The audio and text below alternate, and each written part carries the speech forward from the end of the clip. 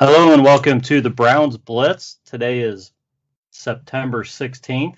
I'm your host, Rod Bloom. Joining me today is Sir Yacht, Joey Kinsley. How are things going, Joey?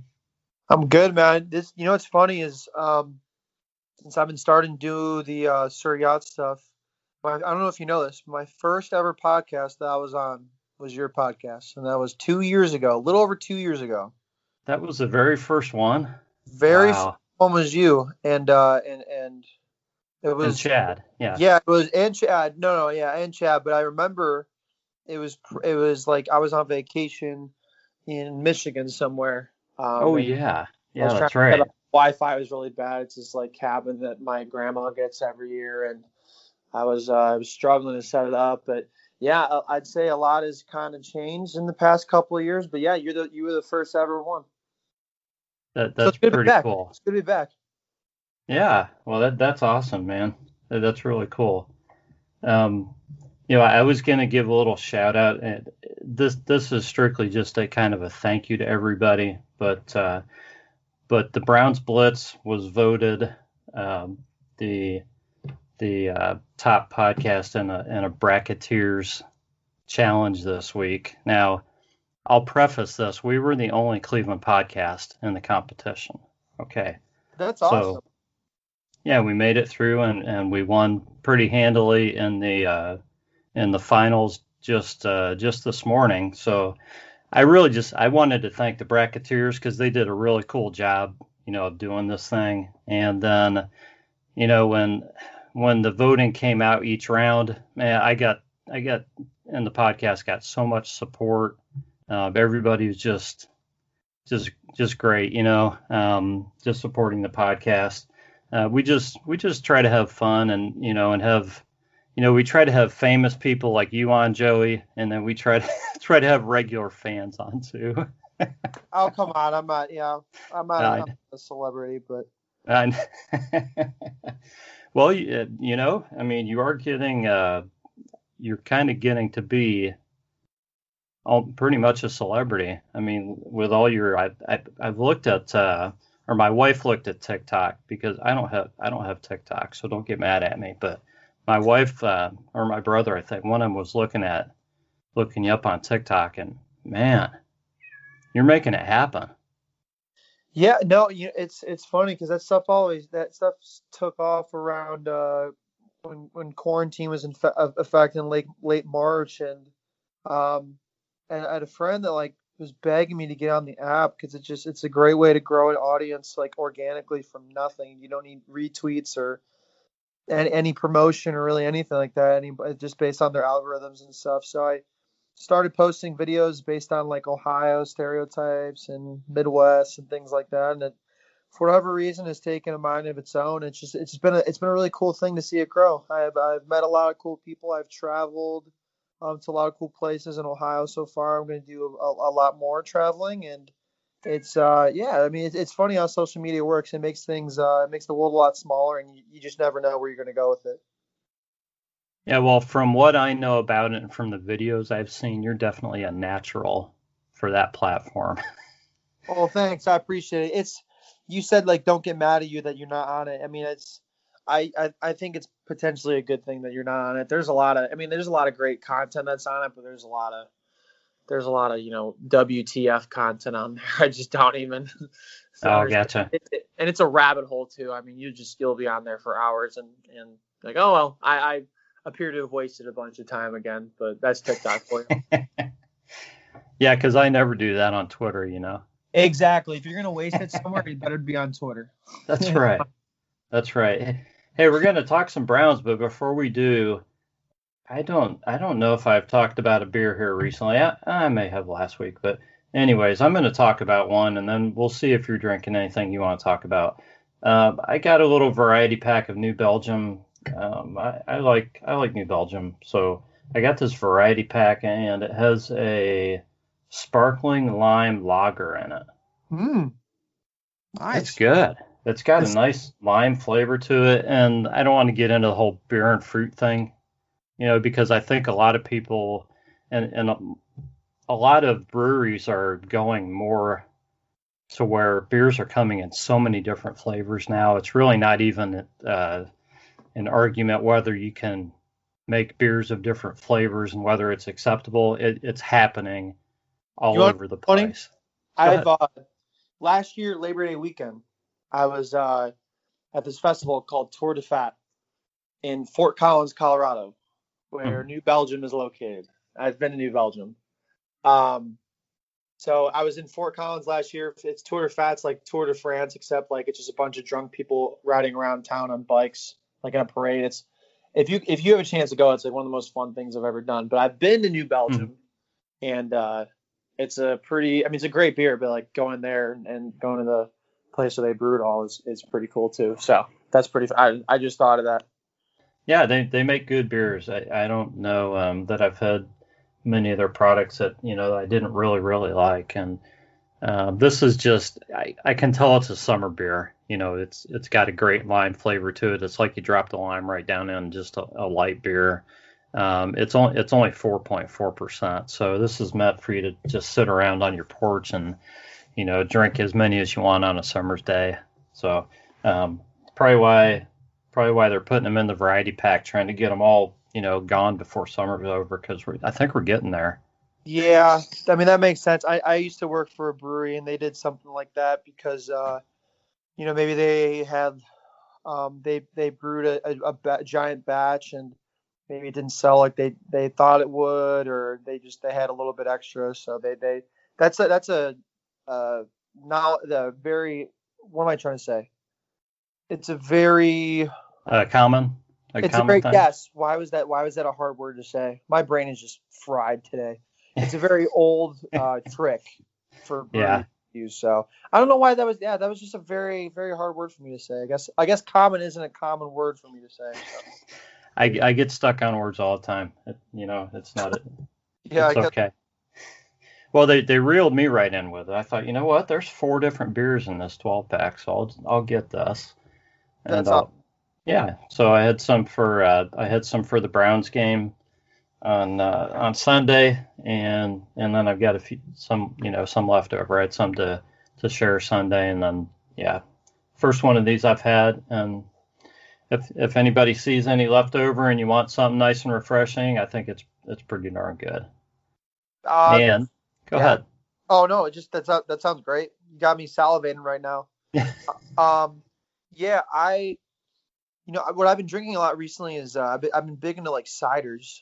Um, hmm I forget. I think Ace is the name of one that has some really good like pineapple and pear ones. Rheingeist I enjoy, but we're from Cleveland, so I can't talk too highly of them since they're from Cincinnati.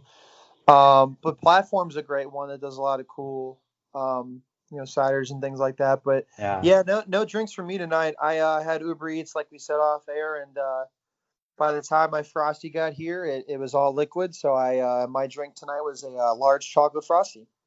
Yeah. Just chug that right down, huh? Yeah, Yeah, I don't drink a lot of the ciders, but I had a I think it was pineapple one recently. So when you say pineapple and pear, those sound really good. they do, and it's funny because you kind of touched on it, but there's just so many different flavors that are coming on now. People are really. It's funny because there's a lot of the traditional microbreweries that are like, oh, we're just all about IPAs and pilsners and stuff. We'd never go into, hmm and now everybody's doing seltzers because they're like, oh, well, we gotta attack it while the market share is at least somewhat penetrable. Before, like, Right. otherwise, you'd be stupid to ignore it and things like that, and the sours and the ciders and things like that. I mean, people are going to still drink your traditional beers and stuff, but there's a huge market for these other beers, and it's funny. Like I said, the traditional breweries are now going towards those things because it's good. It's money. I mean, money talks. It's good business. Yeah, and people are always looking to try something new. So, and it's funny because I try different beers all the time, and I'm not a huge drinker. I drink 2 3 beers a week. I'll drink a couple during the game and maybe a couple on the weekend. I don't drink all the time, but I go into a beer store, and and I see just so many beers I've never heard of. I've never even heard of the breweries. Right. So there's so much stuff out there to try. It's crazy. It's cool. They all keep popping up and stuff. And yeah, I mean, that's why the variety packs are really cool. You know, like Giant Eagle does that thing where you can mix and match with anybody that sells like their single bottles or single cans, and Oh it really yeah, allows you to try a bunch of different things. And I mean, the market is super saturated. I think in Cleveland, I mean, Cleveland has so many different breweries and things like that, but I do enjoy what all the. I mean, we got some very good beer. I mean, a lot of people that come in town, they don't realize it, but as you and I know, Cleveland's got really good food and it's got really good beer. They that's do a good right. job.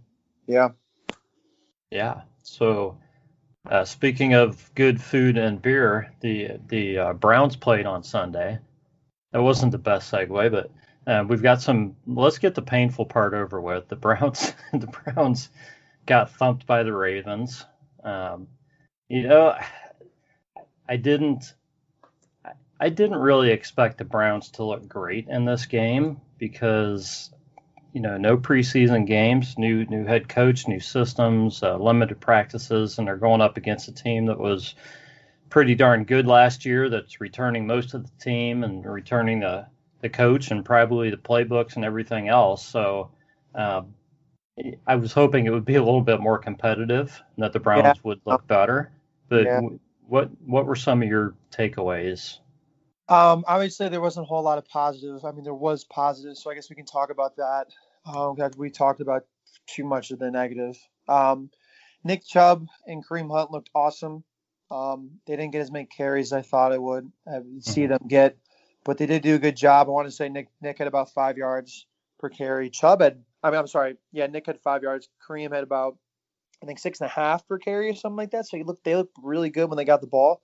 They just didn't get the ball. I mean, I mean, we don't necessarily like all of Colin Cowherd's takes in Cleveland, but he did have a good stat that when Baker throws 35 times or more, I mean, I don't know what the record was, but I remember it being not very good. I don't know if we haven't won or whatever, but when I mean, I thought we run the ball, and that's apparently was not the focus from Kevin Stefanski, which it totally looked a lot similar.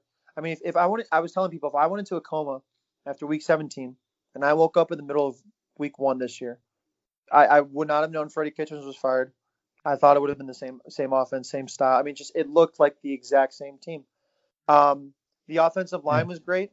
Baker Mayfield was not. A lot of people are worried about him and think that he might not be the guy. I'm not there quite yet, but if he has another bad game tomorrow, then I might be questioning some things because the past year he has not looked like himself. He did not look like himself from his rookie year. So that's kind of a shame. And then Jarvis Landry and David Njoku looked great. Everyone else Yeah. stunk it up. Our secondary is young and injured. I get that.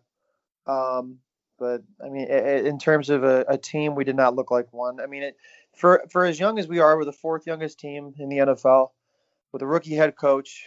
We are one of the teams that especially needs a preseason. I mean, if you look at the Ravens stats from each week 1 game, I mean, they usually are so prepared. They usually blow out teams. I mean, I forget there's like a chart that came up since 2014 at the end of that Browns game, and it's just they usually blow out teams. So they're Uh-huh. usually always prepared, but young teams they really need that preseason. So that's why I count. I didn't really think the Browns were going to win, but I counted it as a preseason game. And obviously Cincinnati is not going to be as good of a team. They got promising rookie quarterback in Joe Burrow, but a very horrible offensive line. So I'd imagine our defensive line is going to do well. But yeah, that game week 1, I'm just going to count as a preseason. As depressing as it was, I'm just going to not think about it right now. Yeah, that's how I was. I mean, that's a good way to look at it. I didn't expect much more. Yeah, people are really getting worried about Baker. But it's one game. Treat it like a preseason game, and let's see how he can do against a team that's not the Ravens. I think he just looked so uncomfortable, and he looked like he was only looking at his first read, and then he was getting the happy feet and running and maybe throwing the ball away. Um, I think he wasn't trusting the offensive line enough. I think he had a little bit more time sometimes than what he thought he had. Not always, because I mean the Ravens were pretty good, but he's got to be able to move around in that pocket and use the time that the offensive line's given him. Uh, you're right on target with Kareem Hunt and Nick Chubb. I mean, they averaged between 5.5 and 6 yards a carry, but they only had 23 carries, 132 yards total. When you saw Kareem run, he was aggressive. He looked great. He's one of those guys. Obviously, he was suspended last year, and all the backlash that came from his incident, unfortunately. He looks like completely. He's definitely changed as a human being. He seems like such a great dude. That could be for another conversation. But when he missed football. I know that. I know him watching the Chiefs win a Super Bowl without him. Killed him. He's one of those guys like just loves to hit people. Like he just loves to hit the hole and just make contact and then try. He looked great. He looked like the running back that he was when he was in Kansas City. And obviously Chubb looked pretty good too, it's just so confusing why they did not get the ball more. And like I said, yeah. We have a lot of higher hopes for Kevin Stefanski. Obviously his first game as a coach, so I'm not going to put too much weight on it. But it looked exactly like a Freddie Kitchens offense in that I don't know if they had any clue. And another point, sorry to interrupt you, is with Rashard Higgins. Like did he see the field at all? Like I don't remember him really being in for more than a couple plays. Like he had one catch, one target, one catch, 9 yards. Yeah. Like what is that about? That's Baker's favorite target. Yeah, I really didn't understand that part. But I'm not going to beat up Stefanski too much in the first game against the Ravens because maybe they're trying to mix stuff up and give the Ravens some looks they weren't expecting. Hodge was in there a lot at the beginning of the game, and I was kind of surprised. I think Baker's first completion went to Nick Chubb. I think the second one went to Hodge, and then Hodge ended up with 3 targets, and I kept thinking, why is he throwing to Hodge so much? And nothing against Hodge, but he's like probably the Browns' number 4 or 5 receiver at this point. Right. Yeah, it's funny too. Correct me if I'm wrong, but I know that Nick Chubb went out wide a few times. I saw him go out in like a wide receiver position, but I think they did that with. I don't know if they had. Were there a bunch of times that Kareem and Nick were in the offense together? It didn't feel like it. And I don't know the breakdown, but it seemed like Nick Chubb was in more of the beginning of the game and Kareem was in, more of the second half. And I don't know how often they were out there at the same time. And that's really what I want to see. I think those two guys should be on the field together. Do you remember that? What's our fullback's name? I'd like to see him on the field too. I forget his name. I'm blanking. Janovich?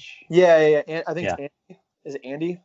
Andy Janovich, yeah. That's right. Well, do you remember when Greg and Freddie took over for Todd and Hugh, and we were running that wishbone offense with like 2 running backs in? That would be just. Could you imagine running a play action with Kareem and Nick like in there? It's just. I feel like it's not that hard to run. It's obviously more complicated than it looks, but just dominate with the run, just lead with the run, establish that. It'd be so cool to have like a wishbone thing with Chubb and Hunt in. And then, once your run is established, then all Baker has to do, statistically, he's the best in play action. Kevin Stefanski's really good with play action plays. Do some play action. And then you don't have to do all these like developing deep routes. That's what happened last year, and it was what it looked like today. Last week. You can do these like 5-yard hitch routes. Slants, and that's what Baker's best at. His rookie year, he's getting the ball rid of like at maximum 2 seconds. So it's very confusing. It was disheartening. I'm not going to put too much weight into it, but it was just hard. That's the first game in a while I didn't finish the entire game. I stopped with like 5 minutes left, and I was just like, I can't do this. I can't do this anymore. Yeah, I don't think anybody's going to blame you for that. And we had talked about that on this podcast. I had brought that up that I thought that the Browns would have times when they would have those three guys in the backfield together and just try to pound the ball. Right. And if it worked, they would just keep those three guys in and keep just alternating or whatever between Chubb and Kareem, and just wearing the defense down. Try that for a series, and I hope to see that at some point this season. But I don't know how many snaps Janovich got. I don't remember seeing him out there. He probably played a little bit, but I don't. I, no, well, the reason I brought him up is because I don't think he.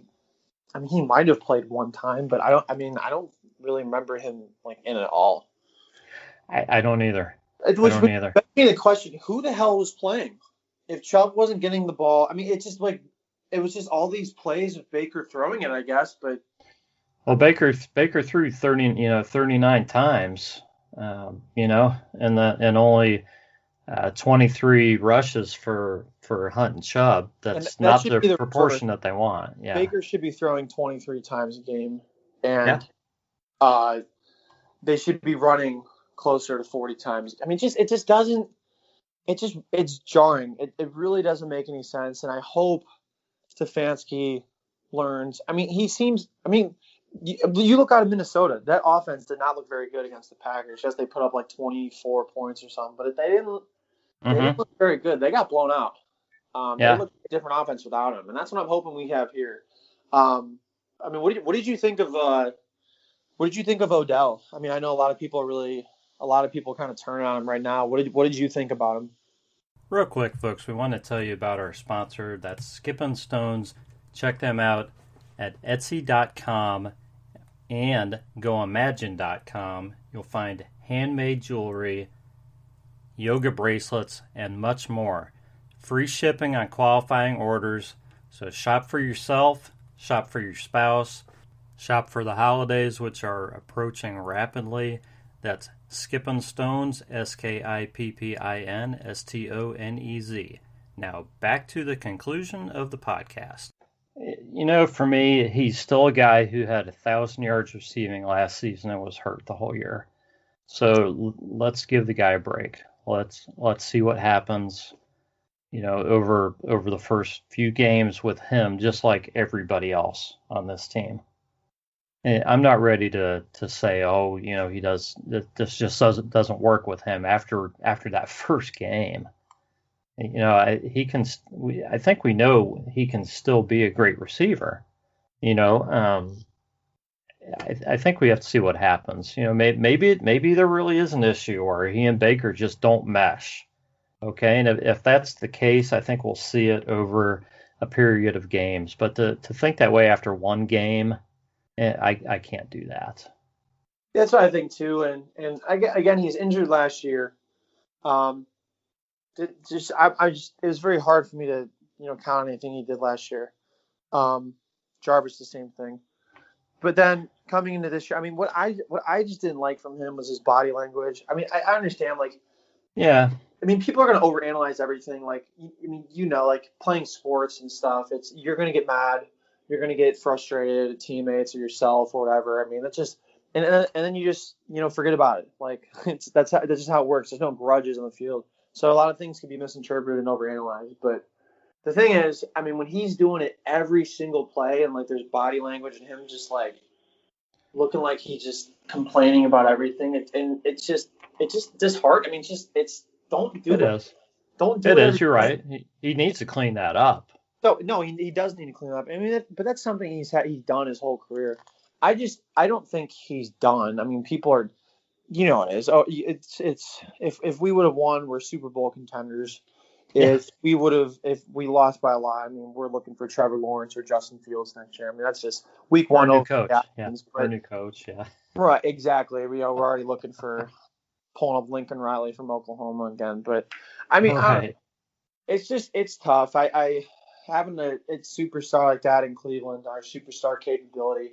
You want to see the best for him, and you want to see him lead instead of kind of being by himself on the sidelines and just complaining and stuff. So that's always been kind of him, though. So I hope he kind of reins it in. I don't. I mean, I still think he's going to have a great season. I think he's going to have his best season yet. But again, preseason game. I think hopefully Stefanski and the Browns offense and maybe even the defense make some adjustments against a weaker opponent than the Bengals. Yeah, I agree, and I think the key is doing exactly what you said. It's getting back to the run or getting to the run. Not, they've only played one game, so it's pounding the ball with Chubb and Hunt, and hope maybe running the fullback out there, seeing how that works, and and having Baker throw, maybe like you said, 20, 25 times max. And Yeah, I I mean, just it's not don't much. think he has to. He shouldn't have to throw No, that many times. he doesn't need to. I mean, if it, there's times where like Aaron Rodgers, you know, didn't have a great running game and he would have to throw a lot, but he's also Aaron Rodgers. Yeah, Baker, yeah. no slight on him. I mean, but we got Chubb and Hunt who are, both potentially top five running back talents. And Hunt was Mhm. definitely a top five running back when he was with Kansas City, and Chubb's just right there. So, like you said, you don't even have to do that. So that's what I don't know. Again, I don't want to put too much weight on everything, but it's like what the hell do we? Why? How do we play like that? I mean, you got to give credit to the Ravens too. John Harbaugh's an incredible coach, incredibly prepared. So, Well, and you have to give credit to Lamar Jackson too. The Browns, whether Lamar just didn't need to run, or whether the Browns kind of played him well enough to keep him from breaking off big runs. He only ran for 45 yards, but he beat him with pass. He was 20 of 25 passing, completing 80% of his passes. Um, that's that's what beat the Browns right, was the Ravens passing game, and that's, I'm sure, not what the Browns went in thinking. They're thinking we got to contain him, make him throw the ball, get him to make mistakes, and he didn't. He was threading that ball in there. He played well. He just did. What else can you say? I mean, yeah, you're exactly right. So, credit to Lamar. I mean, he's just an incredible quarterback, and it's tough because you're like, man, at some point you wish that the Browns drafted him instead of Baker. I mean, it's easy to say that, but it's also easy to realize that the Ravens have an incredible system. And I don't know if Lamar would succeed in Cleveland. I mean, I think Cleveland doesn't necessarily have a problem with drafting the right people. It's developing the right people, and you see a lot of people have success elsewhere than in Cleveland, and it's yeah, I don't know. I just hope we can develop some people and win. Well, I think it starts by having some continuity. So hopefully, Stefanski and Andrew Berry can stick around and be here for a while. And it also starts with signing guys like Myles Garrett and Kareem Hunt and keeping guys like this around so that you have a core for your team. Right, right. That is big. I mean, with Miles, I mean, he's one of the first people we really drafted that we've like signed. I mean, we just don't have people get extended here. So I mean, that's No. huge. It's a huge step in the right direction, especially for him. I mean, he's an absolute stud. So I'd love to have him back. So I mean, you're right. There's a lot of positives we can take out of things. I think we're definitely going in the right direction. There's no question about that. It's just when you have all this talent, it's hard not to get lost in the hype, get lost in what it looks like on paper. And I think for Browns fans, I think we just need to take baby steps for now. Yeah, I agree with you. So Browns play tomorrow night against the Bengals. The Bengals had we'll call it a tough loss. I guess game could have gone either way depending on the call at the end of the game. If you really look at the offensive stats between the Browns and the Bengals, they were very close in the first week. None of the Bengals really looked good on offense. Joe Burrow's stats are really not a whole lot different from Baker's. Joe Mixon had stats kind of similar to Nick Chubb or Kareem Hunt. One of those guys. Nobody was big. None of their offensive targets, put a big game together. And the Bengals are struggling, at the offensive line. I think they have some guys hurt on the defensive line. What do you think? Or what are you looking for tomorrow night? I think the biggest matchup is going to be the defensive line for the Browns against Joe Burrow. I mean that, and then also Joe Burrow against the secondary of the Browns. But that defensive front's going to have to eat tomorrow. I mean, to just disrupt him and make him scramble and get him flustered as a rookie quarterback. And I mean, I think if they can do that, there's going to be a lot of plays where, there'll be some 3-and-outs and things like that, and they won't even have a chance to throw it to the secondary. I mean, that's the best way to prevent a deep ball or a long pass is to get a lot of pressure on the quarterback. So I look at that. Obviously, the Ravens had 2 Pro Bowl players on their defense, and the Bengals aren't as good of a defense, and I'm hoping with the adjustment that we potentially will make with the high-powered offense that we have. I like to see Hooper get more touches. I like to see Hahn and Chubb get more. That's what just bothers me is that, like, who got the looks? Like, Hooper didn't get anything. Bryant didn't get anything. Chubb and Hunt barely ran the ball. I mean, they basically tried to force feed it to Odell, but I mean, it's just there's a lot that didn't really happen there. Yeah. Odell had 10 targets in there, but there were 9 different receivers that had targets Sunday. Yeah. So they tried spreading it around a lot. Sure. I think, you'd probably like to see it, more shots to, maybe to Jarvis. And Njoku was playing well. Kareem Hunt had 4 receptions on 6 targets. He didn't get many yards, but he had 4 receptions. I think you would like to see Higgins get more shots. Austin Hooper only had 2 targets, 2 catches. That's kind of surprising. I mean, to his credit though, to get paid all that money, and I mean, how much money is that per target? I mean, that's not bad. I mean, that's a lot. It's a lot. It doesn't make it. I don't know. I mean, I keep saying I want to focus on it, but here we are focusing on it. It's hard not to, but. I do see the Browns pulling out a win tomorrow. I've been going back and forth with it, but it's just kind of I'm nervous. I'm definitely nervous about the game tomorrow. And sad that we're nervous about the Bengals, but I mean, we're still the Browns until we can prove otherwise that we're a competent and capable team. I mean, we have all the talent in the world. We have some coaching right now. We seem to have all the tools set up to do well. We just got to go do it. So just we gotta act like a team, and it didn't seem like we were much of a team. And I think Baker, I put out something last night. I'd love to see him be more cocky and arrogant, maybe confident instead of cocky. But it just seems like he's so reserved. He doesn't have any swagger. He doesn't. I tweeted him last night. I was like, I wouldn't mind if he did another crotch grab or something like that. Like just put. I think he just plays better. But he doesn't have to. You don't have to make everybody like you or cater to the people. He just doesn't. He doesn't seem like himself at all, and I mean, if he's playing like this right now, I mean, we would have drafted him below Josh Allen. So I mean, he just doesn't look. He doesn't look like the quarterback of old, and I pray that he gets to that point again. Yeah, I hope so. These Bengals Browns games are almost always close, so I understand the nerves. It's also the NFL, and pretty much anything can happen.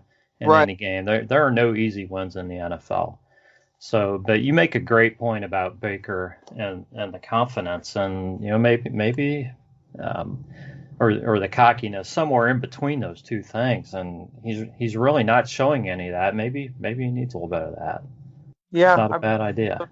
Yeah. So, do you have a score prediction for tomorrow, Joey? I'm going to say 28-21 Browns. What about you? I gave a prediction actually yesterday. I said 24-21 Browns. I just think it'll be tight. I'm hoping it doesn't come down to a kick at the end of the game.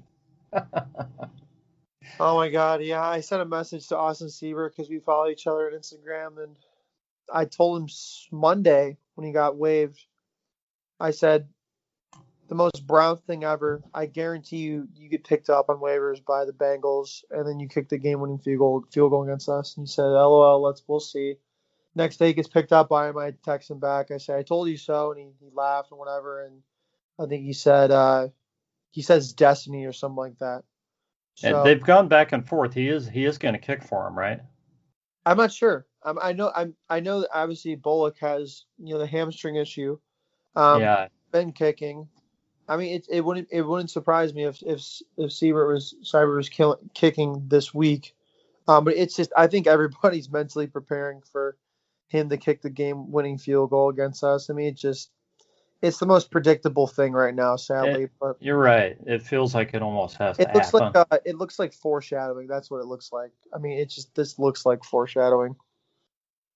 Yeah, I can feel it coming. So, well, hey Joey, I want to thank you for joining me. Kind of coming full circle here. It's really cool that you made your first appearance, and need to have you back more often. Just especially during the season, it's fun talking sports with you.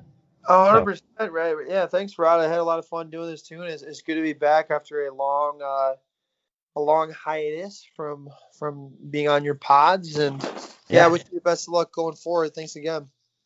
yeah. Why don't you? I know you have a fairly new podcast going, so let's shout that out and anything else that you have going on. Yeah, not as good as this pod, but it's called the Yacht Club. We do a live show every Monday from 7 to 8 on my Twitter, and then also on my YouTube. And then we're gonna also post it on Anchor and things like that. Through all the Spotify, Apple Music streaming services. But yeah, so I've been doing that and doing a lot of stuff with the Big Ten right now, which is kind of cool. Glad they're finally playing.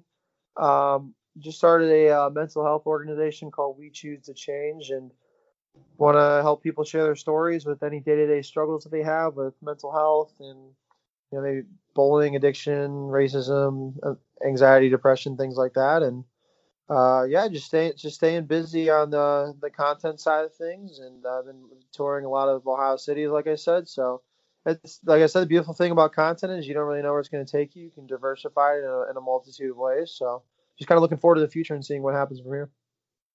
That's right. And your Twitter it's at Sir Yacht, right?